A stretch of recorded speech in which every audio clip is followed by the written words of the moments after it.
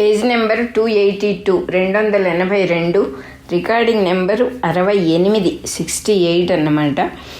త్రిపురారహస్య జ్ఞానఖండ సారంలో last chapter 22nd అధ్యాయమైన 22వ అధ్యాయమైన శాస్త్రార్థ సంగ్రహం continuation ఇప్పుడు మనం చదువుకోబోతూ ఉన్నాం. ఇప్పుడు ఈ జగత్తునందు నీవు నేను ఇతరులు దృశ్యములను చూచుచు ద్రష్టలముగా సీడ్స్గా ఉన్నాము.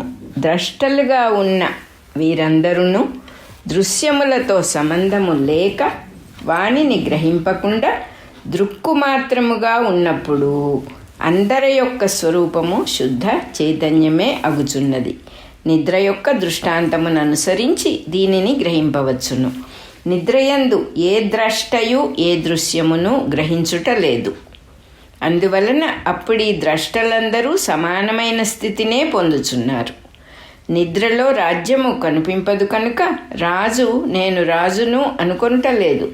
అట్లే పేదరికము తోచదు కనుక పేదవాడు నేను పేదవాడను అనుకొనుటలేదు. శరీరములు కనిపింపవు కనుక ఎవరునూ నేను పురుషుడను, నేను స్త్రీని, నేను కుంటివాడను, నేను గ్రుడ్డివాడను అని అనుకొనుటలేదు.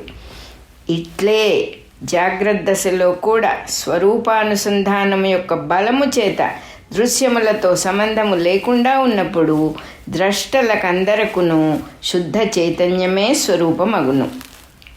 ప్రతిబింబములు లేకున్నచో అద్దము ఎట్లు శుద్ధముగా ప్రకాశించును అట్లే దృశ్యములతో సంబంధము లేని చైతన్యము కూడా శుద్ధముగా ప్రకాశించుచుండును.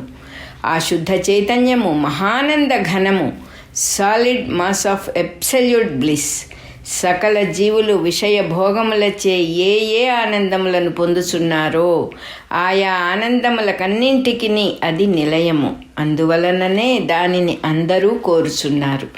ఆత్మస్వరూపమే సుఖము కావుననే ప్రతి వ్యక్తియు దేహమును కూడా స్వరూప సుఖమును కోరియే సాధనముగా వినియోగించుచున్నాడు.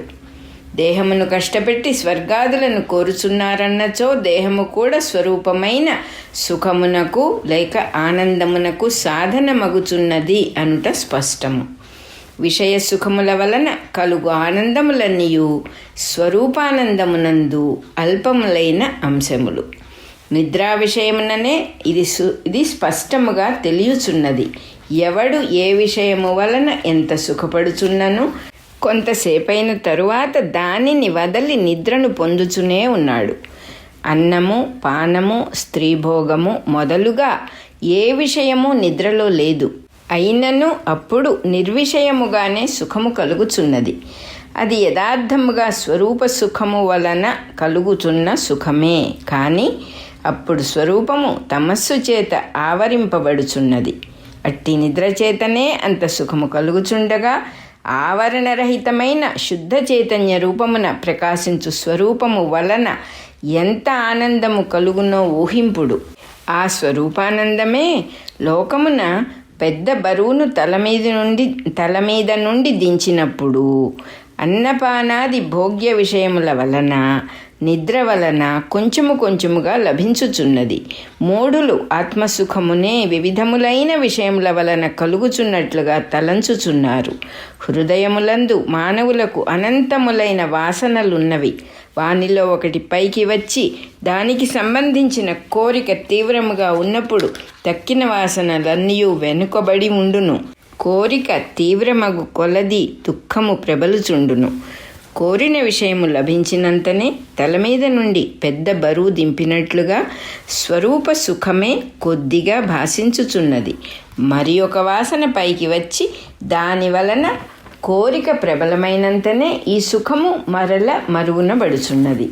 కోరిన విషయము లభించినంతనే కోరిక వలన కలుగుచున్న తాపము పోయి మరల స్వరూప సుఖమే లేశమాత్రముగా భాషించుచున్నది.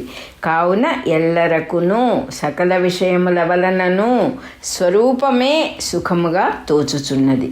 అద్దమును గూర్చి తెలియనంత వరకు పామరులకు ప్రతిబింబములు ప్రత్యేక వస్తువులుగా ప్రకాశించుచున్నట్లు తోచుచుండును. కానీ అద్దమును గూర్చి తెలుసుకున్న తరువాత వారు కూడా ఆ ప్రతిబింబముల యొక్క ప్రకాశమంతయు అద్దమునకు సంబంధించినదే అని గ్రహింతురు. అట్లే తత్వము నెరిగినవాడు జగత్తునందు తోచుచున్న చైతన్యము, ఆనందము అంతయు తన స్వరూపము మాత్రమే అని గ్రహించును. మట్టియందు కుండలు మొదలగునవి, బంగారమునందు ఆభరణములు, రాతియందు ప్రతిమలు ఎట్లున్నవో అట్లే చిదాత్మయందు జగత్తు ఉన్నది. జగత్తు అసలే లేదనుట అపూర్ణమైన జ్ఞానమే. అద్దము యొక్క ప్రకాశము తప్ప ప్రతిబింబములకు వేరుగా ప్రకాశము లేదు అని తెలిసిన తరువాత కూడా ప్రతిబింబములు కనిపించుచునే ఉన్నవి. అవి మాయమగుట లేదు. అట్లే చిదాత్మ కన్నా జగత్తు భిన్నముగా లేదు అని స్పష్టముగా తెలిసిన తరువాత కూడా జగత్తు భాషించుచునే ఉన్నది. అది మాయమగుట లేదు. వ్యవహారమున గోచరమగుచున్న జగత్తును ఇది లేదు అని శపించినంత మాత్రమున అది నశింపదు. కావున జగత్తు చిదాత్మయందు ప్రతిబింబము వలె ఉన్నది అనుట సత్యము. దృశ్యము దృక్కు అను రెండిటియందు దృక్కే ఉన్నది, దృశ్యము లేదు అని తలంచుచున్నప్పుడు దృశ్యము లేకుండుట అను సంకోచము ఏర్పడుచున్నది. అట్లు కాక దృశ్యము దృక్స్వరూపముగా ఉన్నది అను తలచునప్పుడు సంకోచమునకు అవకాశమే లేదు. కావున ఇట్లు గ్రహించుట పూర్ణ విజ్ఞానము. దృక్కే తన మహిమ యొక్క అతిశయము వలన దృశ్యత్వమును పొంది ఉన్నది. ఇదియే సకల శాస్త్రార్థమునకు సారము. కావున బంధము లేదు, మోక్షము లేదు, సాధకుడు లేడు, సాధనము లేదు. అఖండము, అద్వయము, చిచ్చక్తియు అయి ఉన్న త్రిపురాదేవి ఒక్కతే భాషించుచున్నది. ఆమెయే అవిద్య, విద్య, బంధము, మోక్ష సాధనము కూడా ఆమెయే. తెలుసుకోవలసినది ఇదియే. ఇంతకు మించి ఏదియునూ లేదు. భార్గవ, నీకు విజ్ఞాన క్రమమంతయు మొదటి నుండి చెప్పితిని. దీనిని చక్కగా తెలిసికొన్నవాడు ఎచ్చటను ఎప్పుడునూ దుఃఖమును పొందడు. ఇట్లు భార్గవరామ దత్తాత్రేయుల సంవాదమును చెప్పి హారితాయనుడు నారదునితో ఇట్లనెను. మహర్షివర్య, హేతువులతో అనుభవముతో వివరింపబడిన ఈ జ్ఞానఖండమును విన్నచో ఎవనికైనను అజ్ఞానము వలన కలుగుచున్న భ్రాంతి ఎట్లు నశింపకుండును? దీనిని విన్న తరువాత కూడా ఎవనికైనను భ్రాంతి తొలగకున్నచో వాడు బండ వంటి వాడనియే చెప్పవలెను. అట్టివానికి ఇంకా ఏ విధముగా జ్ఞానము కలుగును? ఒక్కసారి విన్నంత మాత్రముననే ఈ జ్ఞానఖండము వలన జ్ఞానము దృఢముగా ఏర్పడును. మందబుద్ధి కలవానికి రెండవసారికి కానీ మూడవసారికి కానీ పాపము నశించి విజ్ఞానము తప్పక కలుగును. ఈ గ్రంథమును లిఖించినచో రాగద్వేషాది రూపమైన దృష్టి దోషము నశించును.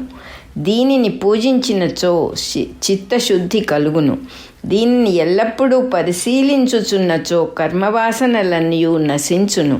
స్థావర జంగమాత్మకమైన సర్వమునకు ఏది స్వరూపమై ఉన్నదో దేనిని చక్కగా విచారించి స్పష్టముగా గ్రహించినచో ముక్తి కలుగునో, లేకున్నచో బంధమే కలుగునో ఆ చిచ్చక్తియే త్రిపురాదేవి. ఆమెయే హ్రీం. ఇది ఇతిహాసములలో ఉత్తమమైన త్రిపురారహస్యమునందు 12,000 శ్లోకములు గల గ్రంథమునందు జ్ఞానఖండమున శాస్త్రార్థ సంగ్రహము అన్న 22వ అధ్యాయము సంపూర్ణము. జ్ఞానఖండ సారము సంపూర్ణము. బాలప్రియ.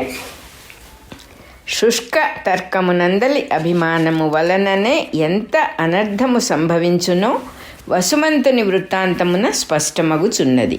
వసుమంతుడు అష్టకుని ఆక్షేపించినప్పుడు ఆయన జ్ఞాని అగుటచే శుష్క తార్కికునితో ప్రసంగించుట వ్యర్థమని శాంతుడై ఊరకుండెను.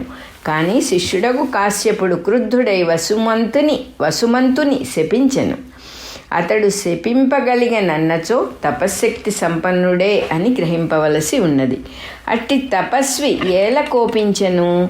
అట్లు కోపించుట అయుక్తము అని ఎవరునూ అనలేదు. తంగణుడు కుమారుని మందలించినట్లు అష్టకుడు శిష్యుని మందలింపలేదు. ఎందువలన? గురువునకు అవమానము జరుగుచుండగా చూచి సహించి ఉండుట సమర్థుడైన శిష్యునకు తగదు. వసుమంతుని తర్కమున జయించుట అసాధ్యమని నిశ్చితమైనది. అట్టి ఎడల వాదమును విరమించి మౌనమును వహించి ఉన్న జ్ఞానిని తమ ఆచార్యుని అక్రమముగా ఆక్షేపించుచున్న వసుమంతుని నిలుపుటకు శపించుట తప్ప వేరు మార్గము లేదు. సమర్థుడై ఉండియు గురువు అవమానింపబడుచుండగా చూచుచూ ఊరకుండుట శిష్యునకు అధర్మము. అధర్మము పాపమును కలిగించును. అందువలన అధర్మమునకు వెరచి కాశ్యపుడు గురునిందను నిరోధించుటకై వసుమంతుని శపించెను. ఆ కారణము చేత ఎవరునూ కాశ్యపుని ఆక్షేపింపలేదు. వసుమంతుడు తన్ను శపించిన కాశ్యపుని ప్రార్థింపక అష్టకుని ప్రార్థించుట గమనింపదగి ఉన్నది. గురువు యొక్క సమక్షమున శిష్యుని ప్రార్థించుట అసంగతము. తప్పైనను ఒప్పైనను శిష్యుని చర్యను చక్కబెట్టవలసిన వాడు గురువు. అందువలన ఆయననే ప్రార్థించుట మర్యాద. అట్లు కాక కాశ్యపునే ప్రార్థించినను అతడు, అయ్యా, నేను నా కొరకు నిన్ను శపింపలేదు.